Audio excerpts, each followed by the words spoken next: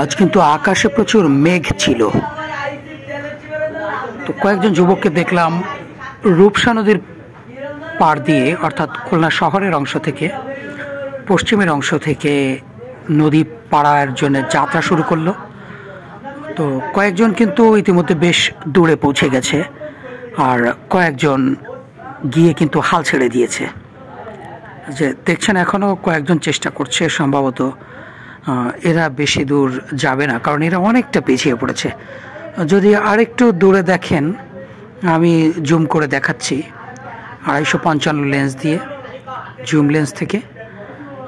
এই আরও একটি ছেলে যাওয়ার চেষ্টা করছে। আজকে কিন্তু প্রচুর মেঘ ছিল আকাশে এবং বৃষ্টি হচ্ছিল। তো বৃষ্টি থেমে যাওয়ার পরই বজ্রপাতেরও একটি আশঙ্কা দেখছিলাম। এর মধ্যেই এই রূপসা নদীটা মোটামুটি বেশ বড়। আমি ছোটোবেলায় আমাদের ভৈরব নদী পাড়ি দিয়েছি বিএল কলেজের ওইখান থেকে। দেখছেন যে রূপসা নদীর ওই রামনগর, রহিমনগর ওই এলাকা, এটি আমাদের আলোর মিছিলের অন্যতম একজন সদস্য ইনামুল কবিরের বাড়ি ওই পারে, এবং RRN র্যাপিড রেসপন্স নেটওয়ার্কের প্রেসিডেন্ট আমাদের রেজাবুল ভাই কায়েসের বাড়িটা ঠিক এইখানেই, এবং ওই সাইডে হচ্ছে গিয়ে আমাদের আরেকজন শুভাকাঙ্ক্ষী, তার বাড়ি। তো দেখছেন যে রূপসা নদীটা কিন্তু মোটামুটি বেশ বড়। এই যে ছেলেগুলো, এরা হাল ছেড়ে দিয়ে পুরোপুরি হাঁপিয়ে গিয়েছে এবং ওরা কিন্তু প্রচণ্ড ক্লান্ত বোঝা যাচ্ছে, এবং ওরা কিন্তু ফিরে আসছে। হ্যাঁ, ফিরে আসছে। ওদের সাহায্যে দুটি ছেলে এগিয়ে যাচ্ছে। প্রচণ্ড ঝুঁকিপূর্ণ, এবং সবথেকে বড় বিষয়টি, ইদানিং আমি গতকালও এই পাড়ের ছেলে মেয়েদেরকে বুঝিয়েছি যে নদীতে কিন্তু কুমির এসেছে, 6টা কুমির। ধারণা করা হচ্ছে 6টা কুমির, কারণ বিভিন্ন সময়ে কয়েকটা নদীতে এই কুমিরগুলো দেখা গেছে। আতাই নদীতে 2-3টা দেখা গেছে, ভৈরব নদীতে, এবং দেখা গেছে আপনার ওই সাইডে আরেকটা নদীতে দেখা গেছে। তো এই যে তারুণ্যের উচ্ছ্বাস, এই যে প্রাণবন্ত প্রাণ শক্তিধর এই তরুণ কিশোর বয়সে কিন্তু এটা সম্ভব। এত বড় বিশাল নদী পাড়ি দেওয়া, এটা আমাদের ভৈরব নদীর থেকে প্রায় 3 গুণ বেশি বড়। ভৈরব নদী পাড়ি দেওয়ার থেকে এটা অনেক কষ্টকর। আর এখন ওই পাড়ে যে ছেলেগুলো দেখছেন যে এখনও 3টে মাথা দেখা যাচ্ছে, ওরা পাড়ি দেওয়ার চেষ্টা করছে।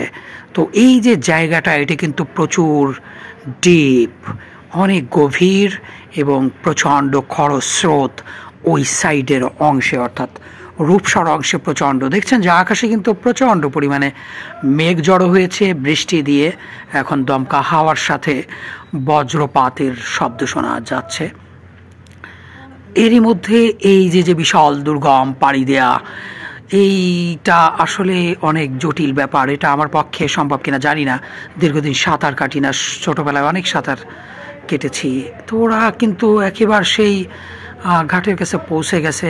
আমি দীর্ঘক্ষণ এই ঝুঁকিপূর্ণ নদী পারাপারের বিষয়টি দেখছিলাম। এটি আসলে অনেক বড় সাহসের, দুঃসাহসের ব্যাপার বলা যেতে পারে, যেহেতু নদীতে কুমির এসেছে, এবং সেই সাথে এই নদীটা বিশাল বড়। আমাদের খুলনার আশেপাশের নদীগুলোর তুলনায় এই জায়গার নদীটা অনেক বড়। ওরা অনেকখানি জায়গায় প্রায় কাছাকাছি পৌঁছে গেছে।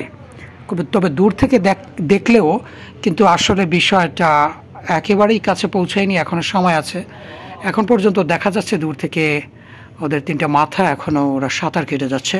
তো পাড়ের কিন্তু কয়েকজন মানুষ কিন্তু ওই পাড়ে দাঁড়িয়ে দাঁড়িয়ে দেখছে, ওদের প্রতীক্ষায় দাঁড়িয়ে রয়েছে, এবং দুঃসাহসের দেখে তারা রীতিমতো হতভম্ব। কাজী নজরুলের সেই কবিতা, দুর্গম গিরিকান্তার মরু দুস্তর পারাবার হে, লঙ্ঘিতে হবে রাত্রি নিশীথে যাত্রীরা হুঁশিয়ার, তুলিতেছে তরি ফুলিতেছে জল, ভুলিতেছে মাঝি পথ, ছিড়িয়াছে পাল, কে ধরিবে হাল, আছে কার হিম্মত।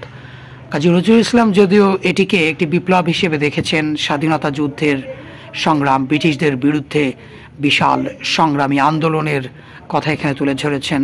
তো উপমা হিসেবে যেহেতু তিনি দুর্গম নদী পারাপারের একটি বিষয় এখানে উল্লেখ করেছেন, তো আমরা আপাতত সেটি নদীযাত্রা হিসেবেই কল্পনা করছি। এটি আসলে একটি দুর্গম যাত্রা। এটা তারুণ্যের বয়সেই কেবল সম্ভব, আর যারা দীর্ঘদিন ধরে প্র্যাকটিস করে এসেছে 40 পার হয়ে গেলেও যারা এখনও সাঁতার, এটা আসলে কন্টিনিউ একটা প্র্যাকটিসের ব্যাপার, অনুশীলনের ব্যাপার। তাছাড়া একমাত্র সম্ভব হচ্ছে কি এই যুবকদের, যাদের কোনো পিছু টান নেই, যারা আগে পিছে কিছু চিন্তা না করেই ভয়ঙ্কর ভয়ঙ্কর সব সিদ্ধান্ত মাঠে নেমে পড়ে, এটা তাদের পক্ষে সম্ভব।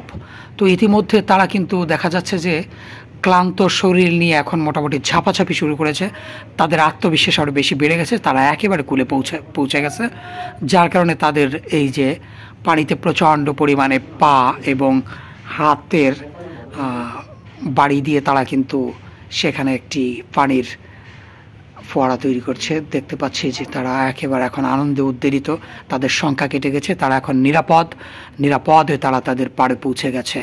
তো এটাই আসলে আমাদের শৈশব, এটাই আমাদের কৈশোর। শৈশব এবং কৈশোরে আমাদের প্রাণশক্তি, জীবনী শক্তি এবং শারীরিক সক্ষমতা আমাদেরকে অনেক দূরে নিয়ে যেতে পারে। এজন্যে প্রত্যেকটা কাজ আমাদের আসলে আত্মবিশ্বাস থাকাটা খুবই জরুরি। আত্মবিশ্বাস আমরা পারবো, নিশ্চয়ই পারবো, আমরা এখনও পারবো ইনশাআল্লাহ।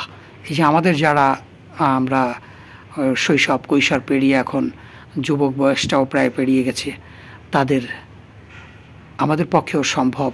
আমরা যদি আত্মবিশ্বাস নিয়ে নিয়মিত অনুশীলন চালিয়ে যাই, যে কোনো কাজ আমাদের পক্ষে সম্ভব। তরুণরা এদেশের সম্পদ, তরুণরাই ভবিষ্যতের মূল স্তম্ভ, তাদেরকে নিয়ে আসলে সমাজটা বদলানো সম্ভব। এই আত্মশক্তি, প্রাণশক্তিগুলোকে যদি আমরা যে কোনো কাজে, ভালো কাজে ব্যবহার করতে পারি, আমাদের পক্ষে অবশ্যই বিজয় ছিনিয়ে আনা সম্ভব, যে কোনো কিছু অর্জন করা সম্ভব।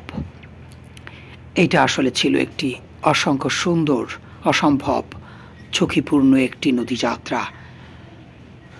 আমি দেখে আসলে আমার দীর্ঘদিন পর আমার শৈশবে আমি ফিরে গিয়েছিলাম। এই সেই দুরন্ত কৈশোর, দুরন্ত শৈশব। হ্যাঁ, তারা এখন উপরে উঠে গেছে, বসে যেটিতে কিছুটা বিশ্রাম নিচ্ছে। তারা ক্লান্ত, পরিশ্রান্ত। সকলকে অসংখ্য ধন্যবাদ।